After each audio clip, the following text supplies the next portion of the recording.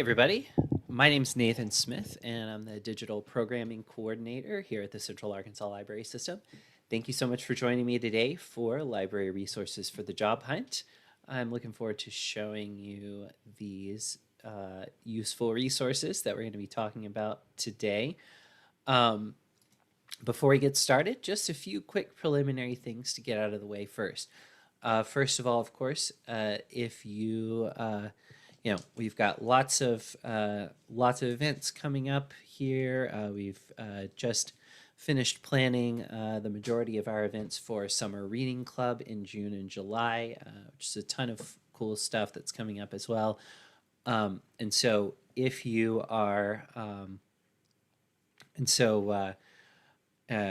make sure and keep an eye on cals.org. You can head up to the top of the website and move your mouse over events and click on find an event online to get to that stuff fairly easily. So keep an eye on that and you'll see how much cool stuff is happening. Another thing I always like to mention before we get started on a class is I always want to encourage folks to ask questions whenever you have them. So, sometimes I get in a situation where folks who are in one of my classes are a little nervous to speak up, or they don't want to interrupt, or they think, well, that's just a dumb question. I don't even want to ask it. And I want to encourage you, to not listen to any of those voices if you have a question. If you have a question, let me know. Don't worry about whether it's a dumb question. I'm not in the business of judging that. Don't worry about whether whether it's interrupting or whether it's a little rabbit trail or something. That's totally fine. The point of a technology class is not for me to hit every point on the outline that I have set out for the technology class. The point of a technology class is for you to learn something useful about technology. And so if you're learning something useful and you're able to participate in the class and you're following what I'm saying, then that's a great class. If, on the other hand, you're sitting and listening to me talk and whatever I'm saying is going in one ear and out the other and you're not understanding what it is that I'm talking about, then that is an unsuccessful technology class and we can just go ahead and call it off. We don't need to do it. So if you have questions, speak up and let me know. If you're joining me in Zoom, then down at the bottom of your Zoom window, you should see a little chat box or a little chat button. Click on that button and you can type in your message and press enter and it'll come to me. If you are if you're in if you're watching in Zoom on a mobile device, what you'll want to do is tap the middle of the screen, hit the little button that says more in the corner and tap chat in that menu and then type your message into the chat there. If you are watching on YouTube, then what you'll want to do is just look over to my right and you should find the live chat box. Type it in there and I'll see it right away. And finally, if you're watching on Facebook, what you want to do is just use the comments down there, just like you would on any other post, and I'll see that and I'll be able to answer your question from there.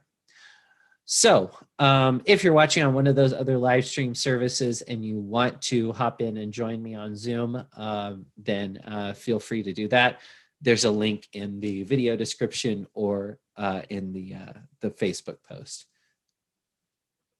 All right, well, let's go ahead and dive in. So this class, of course, is library resources for the job hunt. The idea behind this class is the library offers just a bunch of useful things that can make your job search easier, more productive, hopefully more lucrative. And you might not know about some of them. So I want to show you what those resources are and give you a little overview of how to use them. There's a lot of good stuff here. And in fact, I'm going to be making some updates to this material as well to incorporate some additional new stuff. And some of the resources that I'm talking about today, excuse me. I actually have upcoming classes about, separately, where we'll go into more detail about how to use those resources. And so if you're interested in those, then that may be those may be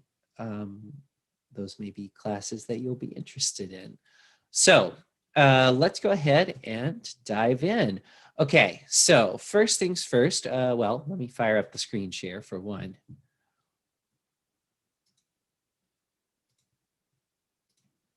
All right, here we are.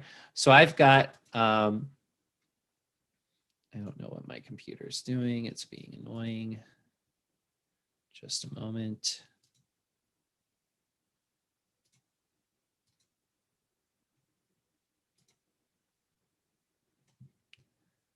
Okay. All right, what's that one?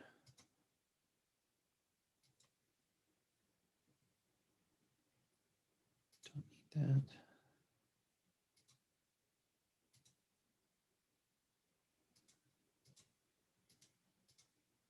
Okay, there we go. My computer was being extremely weird, but I believe the problem is resolved. All right, excellent. So here we are on the library's website. To get to most of these resources, you'll want to use the library's website. Surprise, surprise. So to get there, obviously, up at the top here, you just type in cals.org, cals.org, and press enter, and you'll be there. I'm using Mozilla Firefox. If your computer is set up differently or you just have different preferences, then you can use any web browser you want. Microsoft Edge, which comes with Windows 10, Google Chrome, of course. Don't use Microsoft Internet Explorer, not because it won't work for our purposes in this class, but because it is no longer supported and it's very, very unsafe to use Internet Explorer. So if that's on your computer, just tiptoe around it and use a different web browser. All right, excuse me. So once we're here on the website, what you'll want to do is come up to the top, and the resources that we're going to talk about today, you'll find in a very, you'll find in one particular place, which is nice, makes it easy to get to. So what you'll want to do is head to Learn, and then go to Research Tools right here. There at the top, under the Research Tools, you'll see just a big, long list of a bunch of tools. In fact, there are 21 pages worth of various tools listed in alphabetical order here. That's pretty overwhelming. And to be honest, some of this stuff, I'm like, I don't really know what that is. But what we're looking for can be found over here on the side by clicking Career. When I click on that, you'll see a bunch of different resources here that you can access.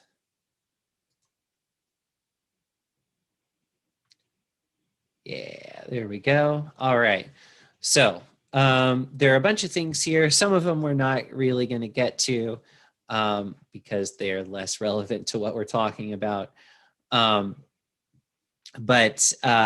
what I'm going to do is come on down here, and we are going to talk about Cypress Resume first. So Cypress Resume is a pretty cool, useful, streamlined little tool for creating a resume. Shocking, I know. Who would have thought that that would be what I would say?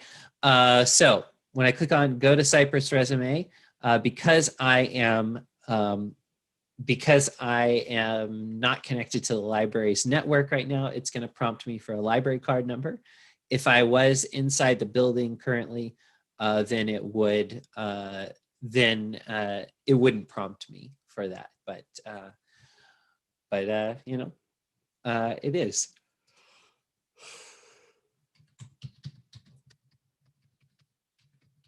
All right. So I'm going to type that in and click Go.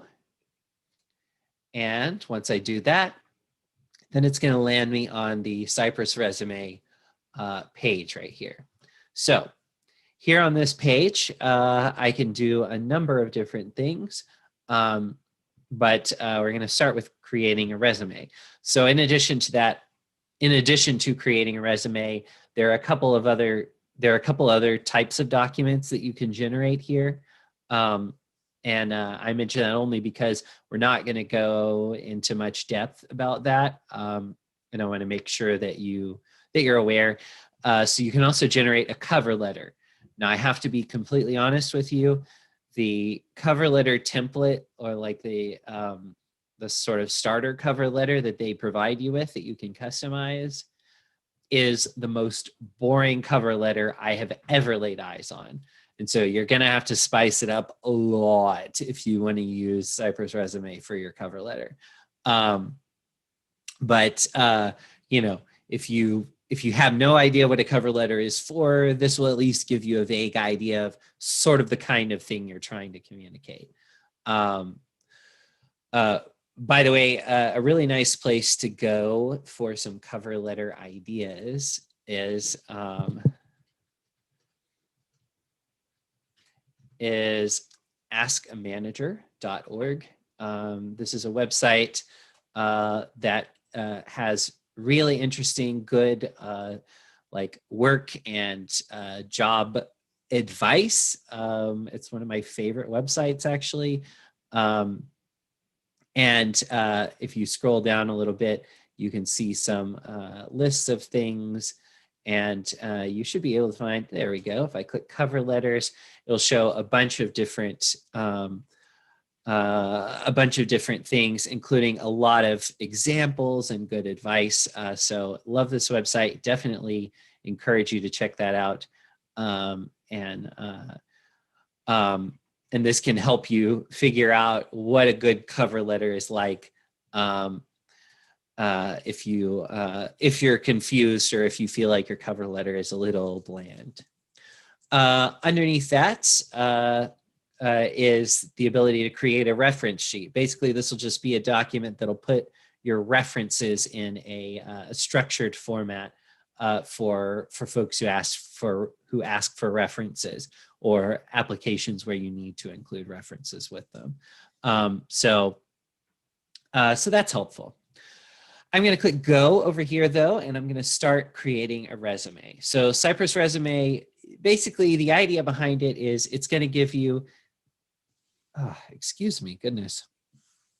It's going to give you an easy way to create a resume that looks nice and polished, that's well structured, and that looks full, but is only one page. And that's really useful.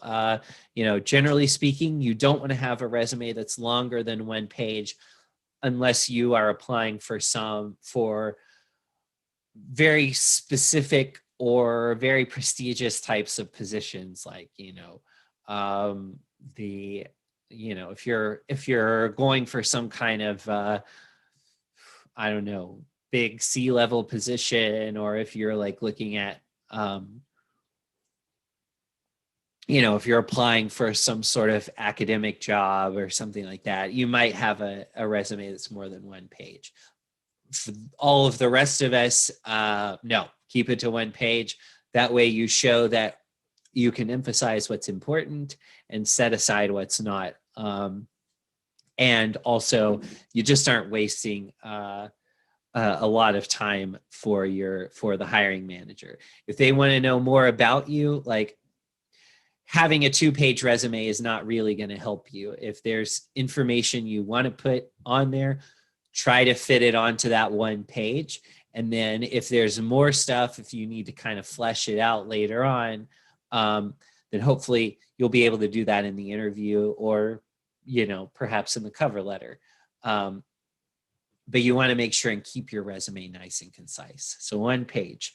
So that's what Cypress Resume does. Helps you create a one-page resume that looks good without having to get too fancy with Word or something like that. Okay, so there are 2 layouts that they have as options: strictly business and editor's choice. You can choose whichever one you want. I'll go with editor's choice this time. So I'm going to click on that, and I'm going to put in my information here. There are blanks where you have a little red asterisk next to them.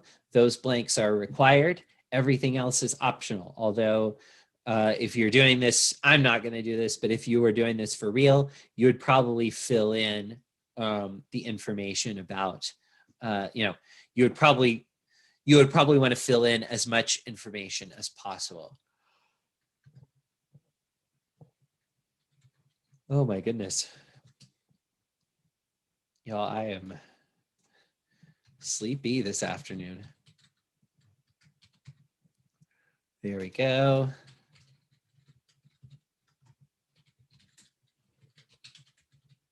All right, so I've filled in some basic information. You probably want to also fill in this city and state info, so that way they know whether you're local or that sort of thing. Okay, so When I click next, I end up on this page, which is enter your employment history. So it's most recent first. That's important. Put the most recent one on top and then work backwards. Cypress is not going to sort them for you. So you need to think it through and be like, okay, I worked here, and then before that I worked here, and then before that I worked here. That's how it needs it to be. And so you'll want to enter your employment history. So the name of the organization,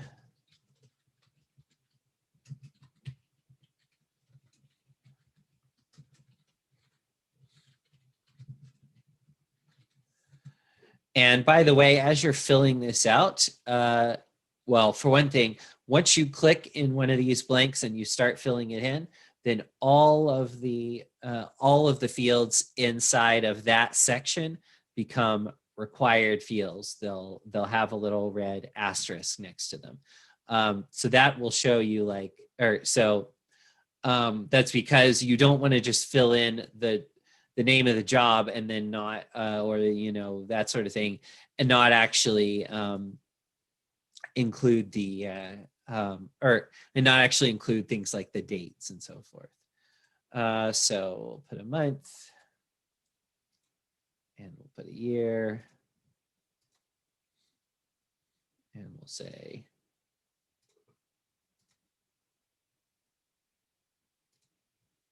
all right, there is a checkbox here that says you are currently, or I am currently employed here.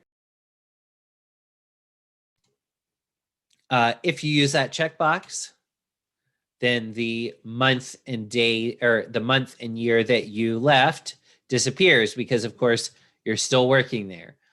So you can check it or uncheck it, whichever is right. And then if you have more than 3 positions to list out, you can click, I have more work history information to enter.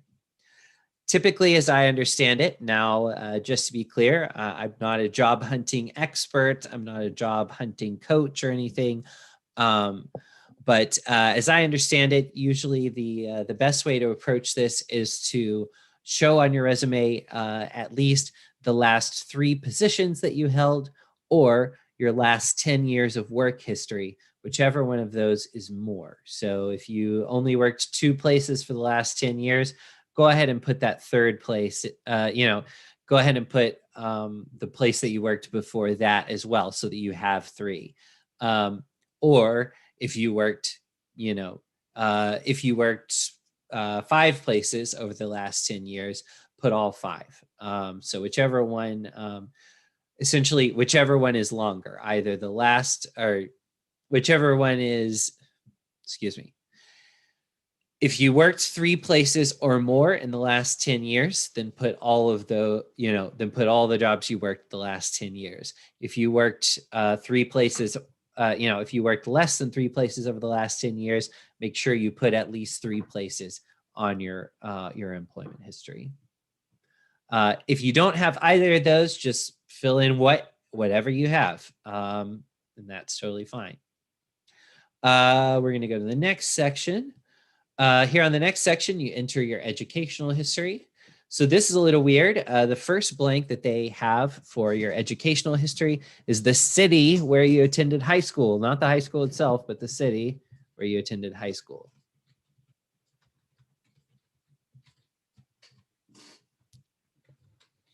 The name of the high school and then the state. Very strange. Don't know why that is.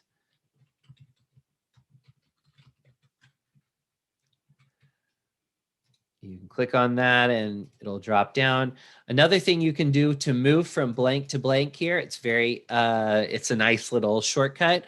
To move from one blank to the next, you can press the tab key on the left-hand side of your keyboard. When you press tab, it moves from one blank to the next, to the next, to the next, to the next, to the next, etc. So that's really helpful, particularly if you have a bunch of blanks where you're going to have to type something in. You just hit tab rather than having to worry about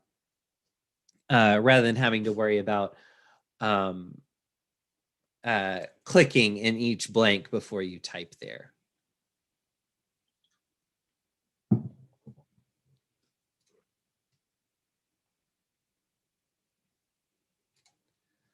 There we go.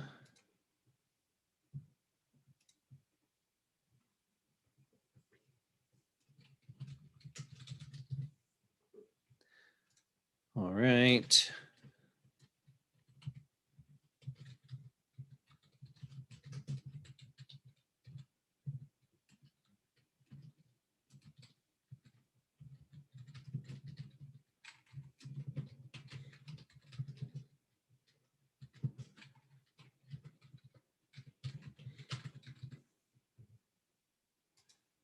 All right, and same thing down here with college and university. Currently attending, graduated with honors. If you're currently attending, then of course all of this stuff goes away. And again, you can click, I have more education information to enter, and you can enter information about other schools or other degrees or whatever else you have. I'll click next section. Okay, this is certificates, certifications, and training. This could be a lot of different things. So, you know, if you have licenses or certifications or something like that, you definitely want to fill that information in.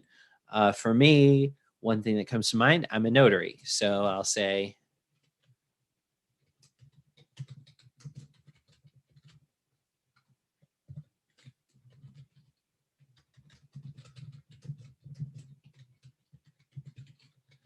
actually, I'll probably write it like this.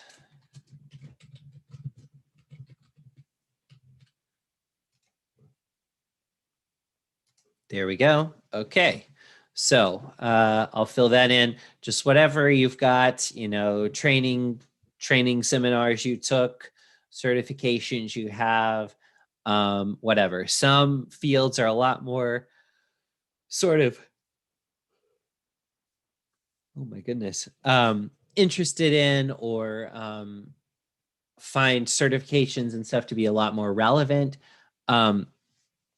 than other industries do. But it's, you know, it doesn't hurt if you've got some good sort of training and stuff to fill stuff in here.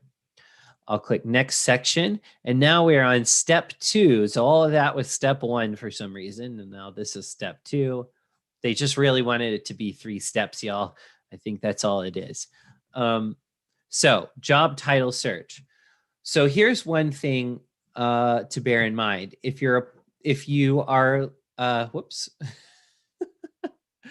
When you're looking for a job, and when you're creating your resume, a lot of times you want to kind of tweak your resume a little bit so that it shows off the parts of your work experience and training and education and stuff that are most relevant to the type of job. Gracious, y'all, I am so sorry. And so sleepy. That are most relevant to the job you're applying for. So, you know, if you are applying for a job, you know, if you've always done, you know, if you've always done like, no, I don't know. Anyway, basically you want to highlight the parts of your work history that are relevant or useful for the job you're applying for. And you might want to either leave out or de-emphasize the parts of it that are not so relevant. So that way, you give the person who's hiring for this job a better indication of whether you might be well suited to it or not, and you give, you know, and you basically weed out the information that they don't need. So in order for Cypress to help you sort of tailor your resume towards the type of position you're applying for, what they want you to do is to look for the type of job that you want to apply for. So I'm going to type in, so, you know, you can type something here in the search. You can browse by the industry. So there's a whole big drop-down list with a bunch of industries. And there's also just browse by job title. So you can literally click on a letter of the alphabet and find the job title that is that's most relevant to what you're wanting to do. So in this case, I'll type in something like technology instructor. That's me. And then when I do that, we've got two different options here. They've done some updates. That's cool. Vocational education teacher, post-secondary, or instructional designers or technologist. So let's read about each of these and see which one is more the kind of thing I'm looking for. For this top one, teacher instruct vocational or occupational subjects at the post-secondary level, but at less than the baccalaureate, to students who have graduated or left high school. Includes correspondence school instructors, industrial, commercial, and government training instructors, and adult education teachers and instructors who prepare persons to operate industrial machinery and equipment and transportation and communications equipment. Teaching may take place in public or private schools whose primary business is education, or in a school associated with an organization whose primary business is other than education. And then there's instructional designers or technologists, develop instructional materials and products and assist in the technology-based redesign of courses, assist faculty in learning about, becoming proficient in, and applying instructional technology. Okay, so that's more about teaching about creating kind of online learning environments or helping people learn how to use those, that sort of thing. So this one at the top is more the kind of job that I have now, which is what I'm using as an example here. So I'll click on that. And now I'm on step 3. So on step 3, now that I've chosen the type of job that I'm looking for, what I'm going to do is I'm going to choose a statement, or I'm going to choose some statements here. Basically, since I filled in very little information at the beginning, these are sort of the packing peanuts that fill out the resume so that it is a full 1 page long. And also, this helps me highlight skills and experience that weren't necessarily laid out in my in the other information that I provided so far, like about my job history and so forth. So, and education is training. Okay, here we go. So, professional profile statements. So what these are is basically these are about your personal qualities that make you well suited to the type of position that you're applying for. So if you read through these, it's the leadership to effectively supervise and monitor students' use of tools and equipment, the diligence to observe and evaluate students' work to determine progress, provide feedback, and make suggestions for improvement, and understanding of how to effectively present lectures, blah, blah, blah, blah, blah. So these are your personal qualities. They're not skills that you have necessarily. They're qualities that you have. They're about things like your temperament. And so you want to look through these with that in mind and kind of find things that describe how you work, basically. So I'm honestly just going to check some of these. There are 5 listed here to start with. I need 7 though. So if I click more, I can see more of them.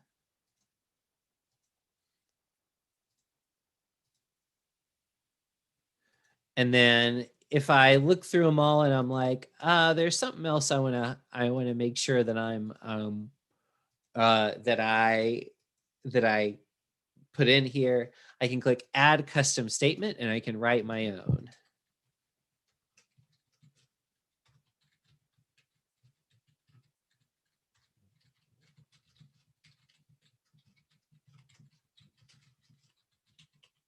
There we go. And then I can check use next to that to select it as one of my options. I can check add custom statement again to get another blank for a custom statement. And I can also tweak these. If I go back a little bit, this one is an understanding of how to effectively present lectures and conduct discussions to increase students' knowledge and competence using visual aids such as graphs, charts, videotapes, and slides. Now, videotapes and slides, if I were to put that on a resume for a technology instructor in the year 2021, that would not reflect well on my my abilities. And so I need to tweak this. Graphs and charts are fine. We still do those, of course, but rather than videotapes, video content, and rather than slides and presentation software. Boom. I'll hit save and then check use. So that allows me to put something that's a little more up to date. So you can tweak the wording of these a little bit to however suits your purposes. Under the software and tools section, this is exactly what it sounds like. So for something technology based, like what I'm demonstrating here, you know, the ability to use certain types of software is a good way to go. Although,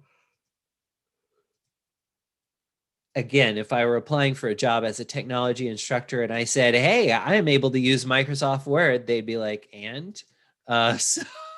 So just bear in mind the level of technical sophistication you might be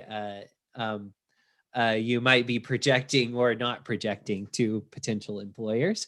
I'm just gonna choose some things here. And some of these are just really bad.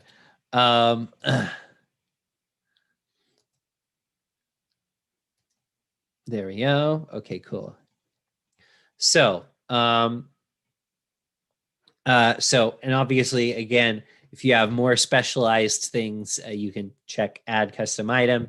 If I were using this for my real resume, I would basically just add custom items and I wouldn't use any of the ones they provided here probably. And then down here finally is the skills and abilities section. So this is actually about skills. And what you'll want to do is fill in choose the things that are your that are your primary skills that are relevant to the job. And again, a lot of these are pretty bad. Instructing, that's a decent one. Judgment and decision making, that's fine. There's some stuff here, but there's some, just think about essentially, again, think about how you're going to come across to a prospective employer and whether the skills that you're highlighting are something that's unusual and specific to you or something that they are going to see on everyone's resume. Not because it's a required skill for the position, but because it's low stakes, basically. So I've got that filled in. I'm going to click next section. For some reason, it's a next section button. And now it's dropped me here and I can see my resume that I've created. I've got the document name over here. I can click on that and it's going to allow me to change the name. I can download it in different formats. If you're sending it to a prospective employer, usually the best way to go is going to be the PDF format. PDF documents open on pretty much any computer or mobile device, and they look the same on every device. So you're not going to have to worry about their computer not having the right font and your resume looking bad.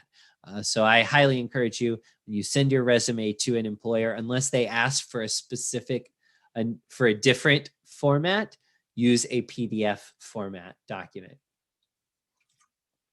I also have the ability to view it, to edit the information that I sent in or that I submitted, or to delete it from their system. So there we go. I now have the summary of qualifications, systems and tools, skills and abilities, my work history, and my education. Now, if I'd filled in more work history and more education, it would have asked me for less options. It would have asked me to choose less options in step 3 So I wouldn't have as much stuff up here, and I would have more stuff down here. So that's Cypress Resume. It's really useful little tool for creating a nice polished looking resume when, and all you need to know how to do is type, basically. Let's move on to some other stuff though. I'm going to close these tabs and, because it opens in a separate tab, so I can go right back to my list here.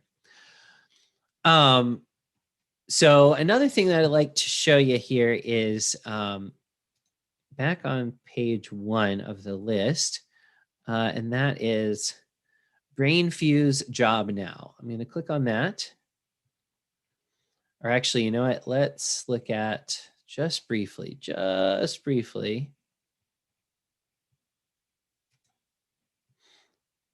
is it? Okay, that's weird. All right, there's one thing that should be here but is not, and I will add it after class. But that is there we go. But that is Reference USA.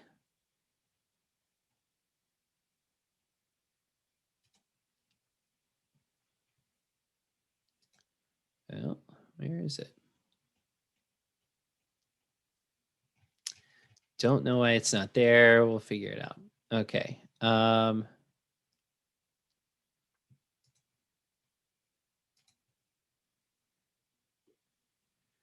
strange. Anyway.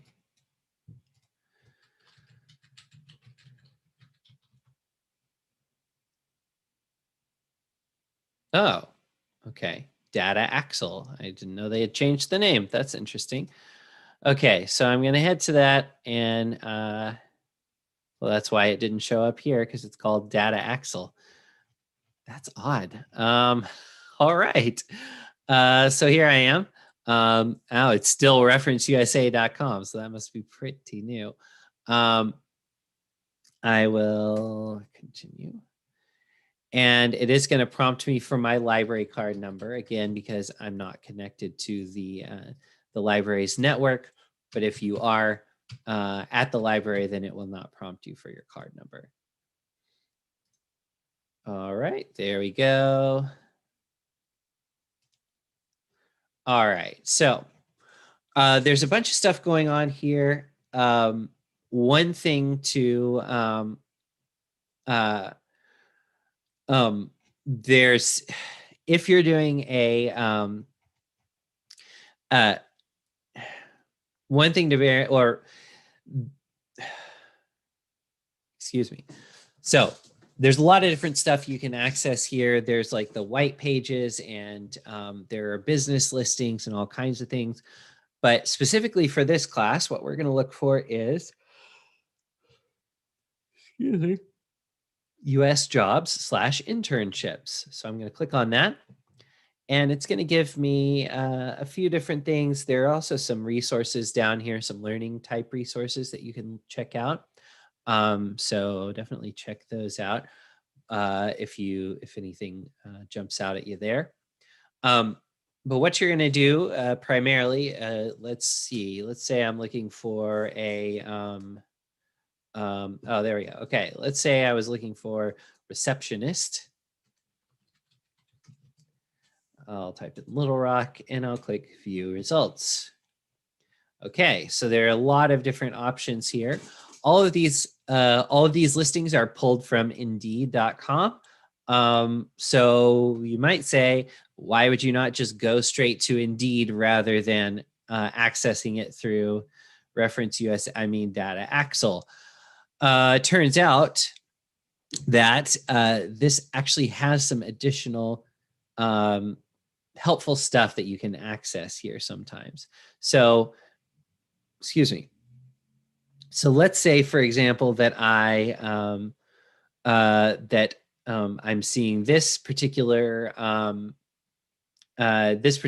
listing for receptionist-float, and it's being the listing is by a company called EngageMed Inc. I've never heard of this before. I'm going to click on the name of, like, if I click on this, it's basically just going to take, well, it is just going to take me to the Indeed job posting. So I can apply for the position. That's great. But if I go over here and click on this, then it's actually going to give me a bunch of information about this company, or at least as much information as Data Axle has. So I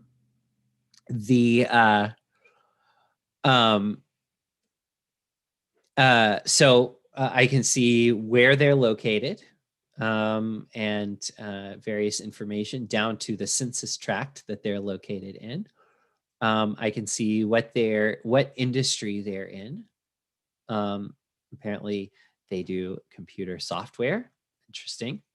I can see how many employees they have at this particular location. I can see how much sales volume they do potentially. They bring in about $6.3 million at this with this company. That's very interesting. I can see how long they've been in the database, which could tell me how long they've been around.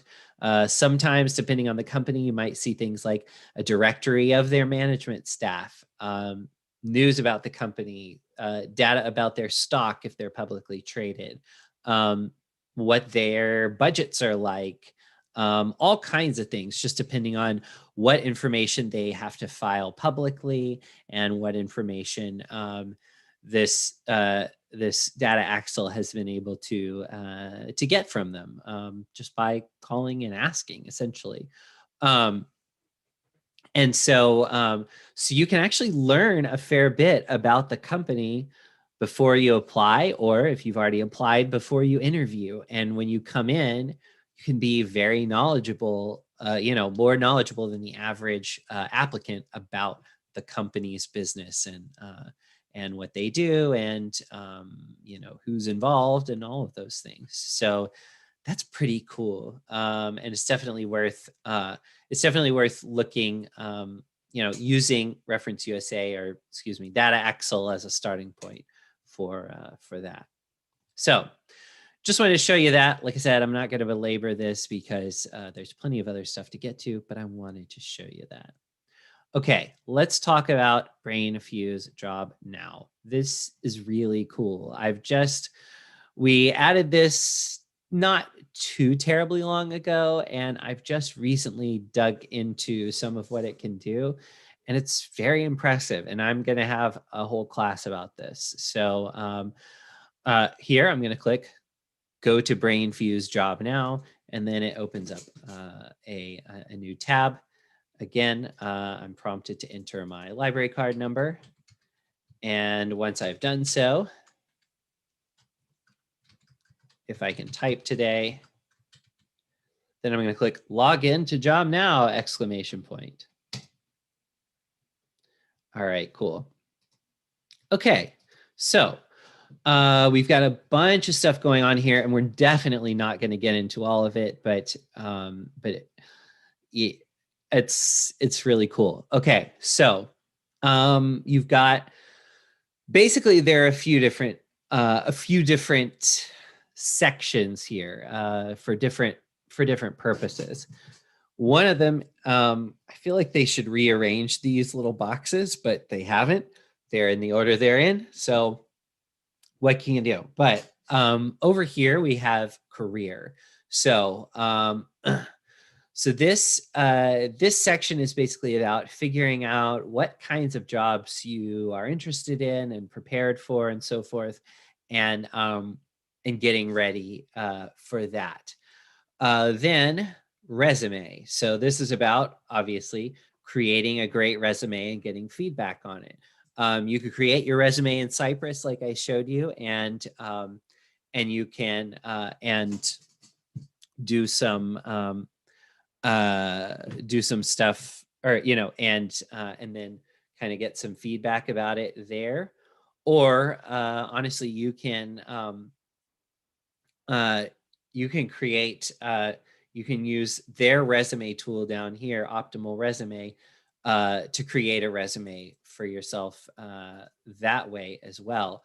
So I definitely, so there's a lot of cool stuff happening there.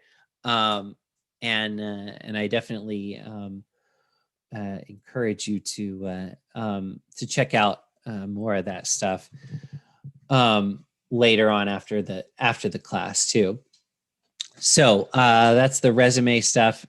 Create a resume. You can get feedback on it and refine it here.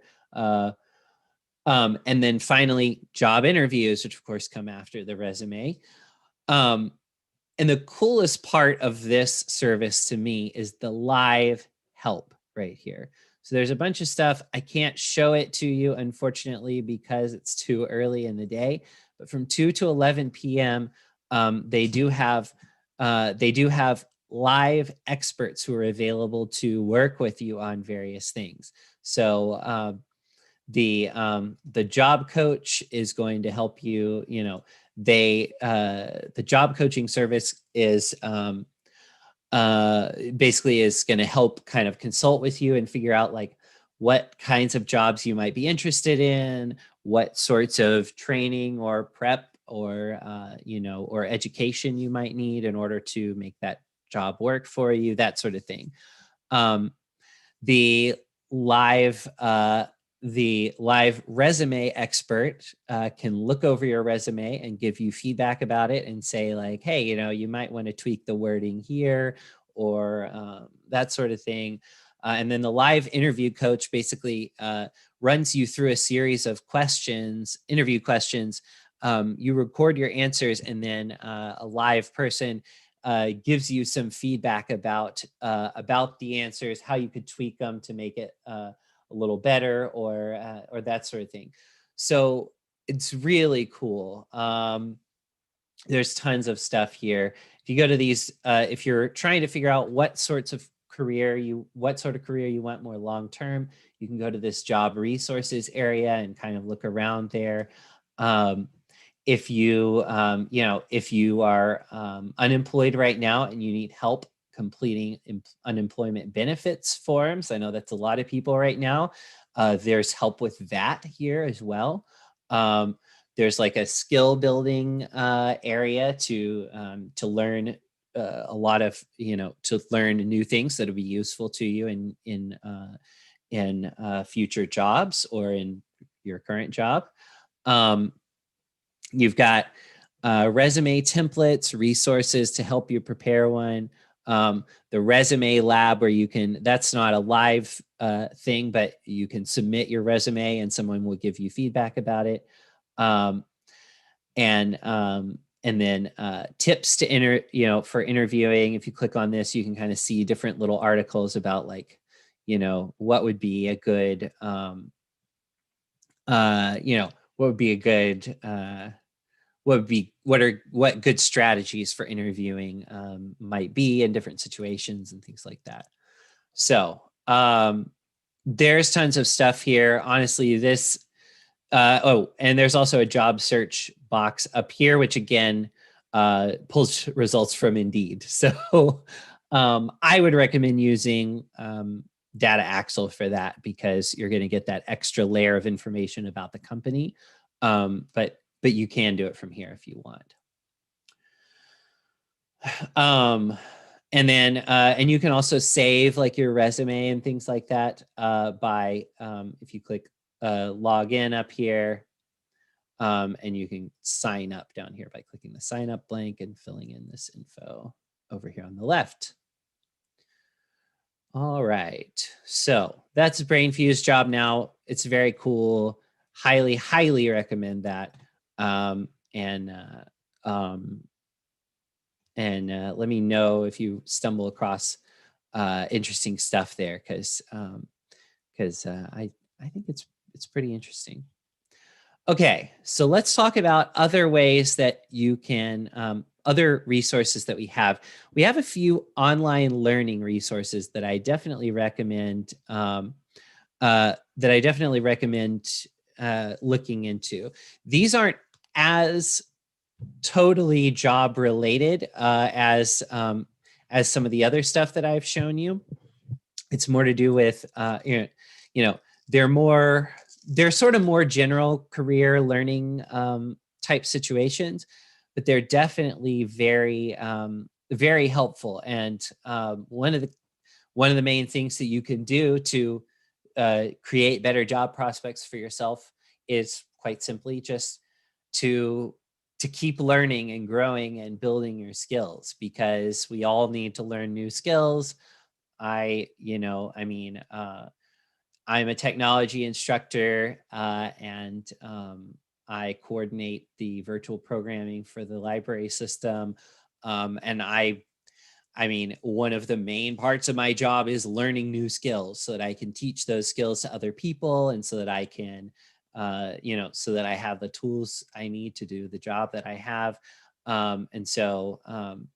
That's really important for a lot of jobs, particularly nowadays, is keeping your skills sharp and learning new skills so that you don't stagnate. Because a lot of times the skills that you have from 30 years ago, while some of the basics are the same, like the specific way it's done, that probably is going to change, or has changed quite significantly. So, so let's talk about a few of those resources. One of those resources is Universal Class. Universal Class here on the second page there is a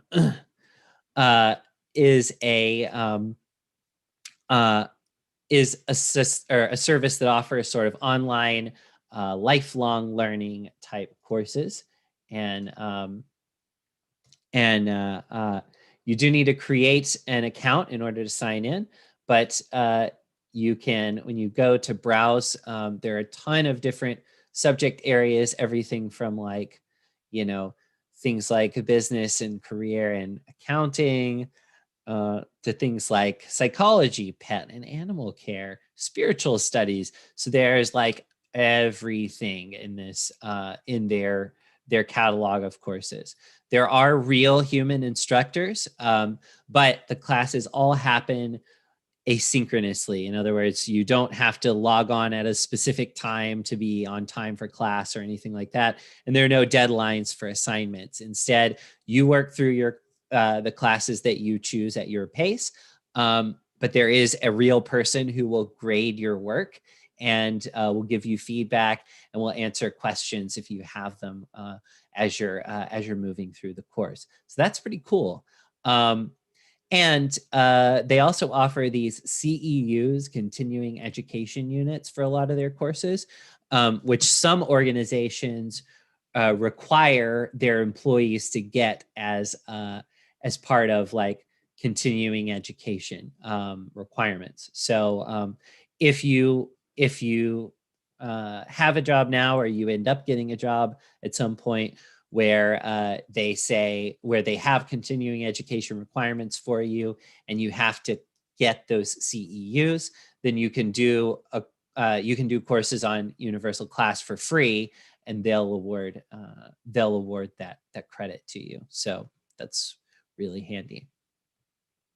So that's Universal Class. It's pretty useful, and they have a ton of stuff, particularly if it's something off the beaten path of sort of like technology and business. It's definitely worth looking in there to see if they have what it is that you're interested in.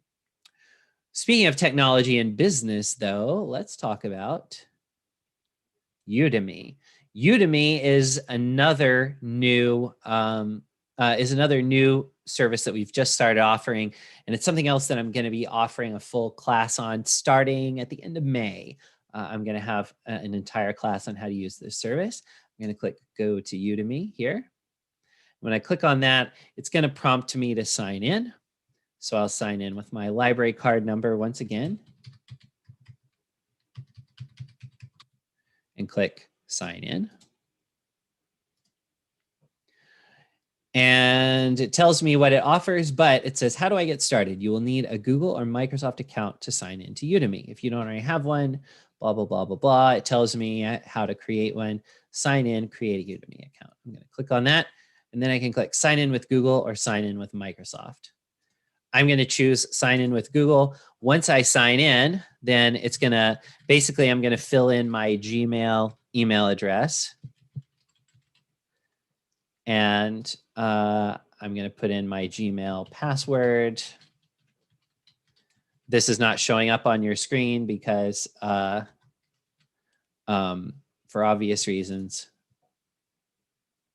And then in my case, it's going to prompt me with a little two-factor authentication. All right, and there we go. Now that I've signed into my Google account, it's redirecting me back to Udemy. Okay, so now I'm signed in and I can browse a variety of courses. Now this, basically what this does is, or what they've got here is technology courses and business courses. This is Udemy. Technically, this is Udemy for business. And they have a ton of different courses offered by people with who are highly qualified, and it's all sort of video based. The content's well produced.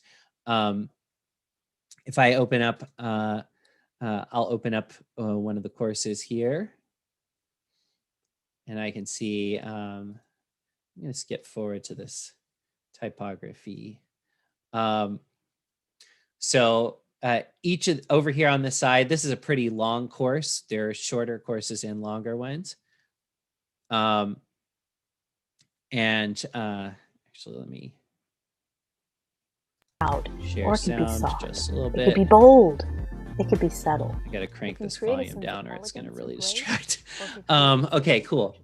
So, first of all, I've got the, so I can hear the narrator, or sometimes I'll see the instructors on screen, just depending on what's happening here. Sometimes they'll do software demonstrations. Sometimes it'll be a matter of, sometimes they'll just be showing me sort of more something that's more graphically based like this.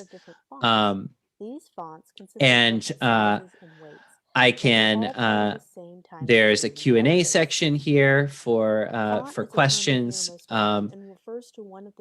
You can write notes and they'll be tagged to the specific section in the video that you, where you started the note.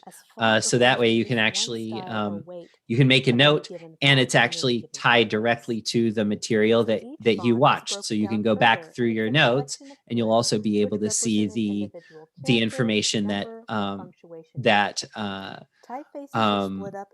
sort of prompted you to make the note. There are announcements for the courses, like the courses sometimes have ongoing, sometimes have,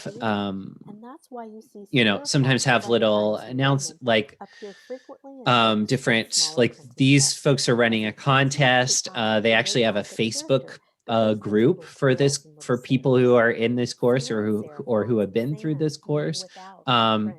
So there's some like community involvement sort of thing, and there are reviews as well. So you can kind of see what people liked and what people didn't. You can even look at the transcript. If I click down here, and it'll show me a transcript of the video, and you'll see it even highlights as I go along. Because they have more simple and clean appearance. They do not compete or compete, blah, blah, blah, blah, blah. And if I want to skip to a particular part of the video, this is an art form for a reason, as typefaces can be arranged in so many captions, you can change the speed, or excuse me, the typefaces or groups of fonts how characteristic.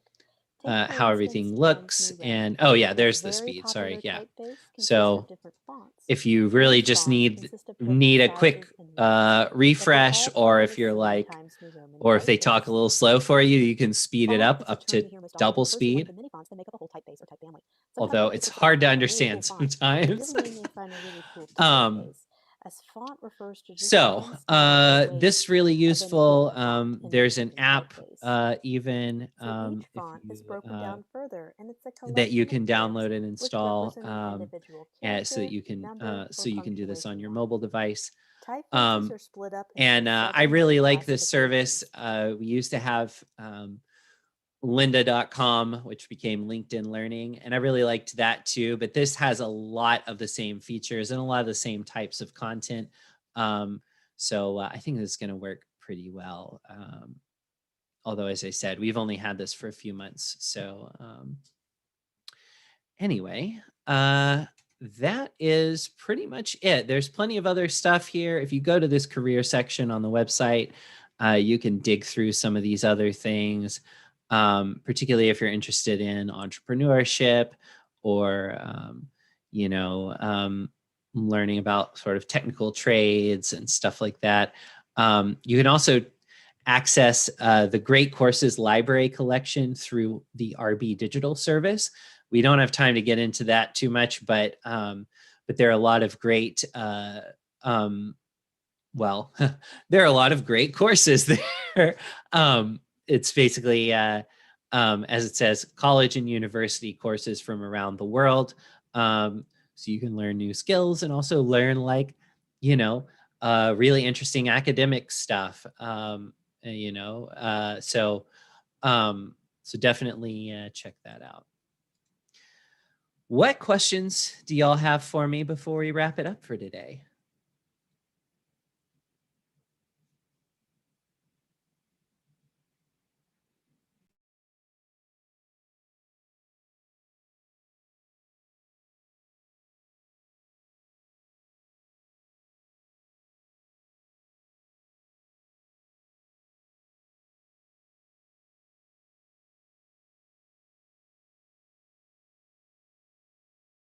All right.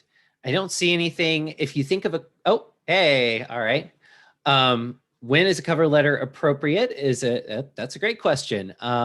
So essentially it's going to be, for the most part, the an organization that wants you to include a cover letter when you apply is going to ask for one, or at least have a way for you to submit one. So if you're applying through an kind of a structured online application process where you like a lot of the bigger companies use, then they'll have a spot where you can upload one if it's relevant to that kind of job. I'd say the biggest, if you're not sure, it kind of just depends on, I would say my gut instinct would be, it kind of depends on the nature of the job. So if it's more of, if it's a job where, if it's a job that is,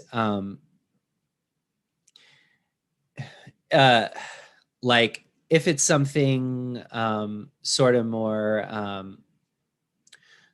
service based, like retail, or or food service, or things like that, or if it's something that's a little more about sort of manual or technical skills, like things like maintenance work or construction or that sort of thing, then you probably won't need a cover letter for jobs like that, because it's essentially either you have the skills, or you can be trained on the skills, or you don't have the skills, or you can't be trained on the skills. And an experience is helpful there, but it's not as mushy, I guess, in a way. If it's more of an office type position, or particularly something where leadership type things matter, or where you might be doing a lot of communication or things like that, if they don't ask for a cover letter, but they also don't, uh, but they don't say specifically that what materials they want you to submit, it's probably a good idea to submit a cover letter. A cover letter can be really nice because it fleshes out your work in a more detailed way, sort of like, sort of, because the resume can be a little bit dry, if you just, if somebody just saw my work history before I got the job that I have now, teaching technology classes, then they probably wouldn't necessarily consider me for a position like that. But, with a cover letter, I'd be able to say something like, I would have been able to say something like, to show all the ways in which I've kind of instructed people over the years, or how, how much I care about sort of teaching or learning, that sort of thing. And so you can use a cover letter to sort of get that across in a way that just your resume won't. But yeah, that's a good question. Thank you so much for coming. And I hope this really helps. If any of y'all have any additional questions, please just feel free to shoot me an email. The best email address to use is digital, digital, @cals.org. And I hope that you have a fantastic rest of the day. Happy job hunting. I hope it goes fantastic.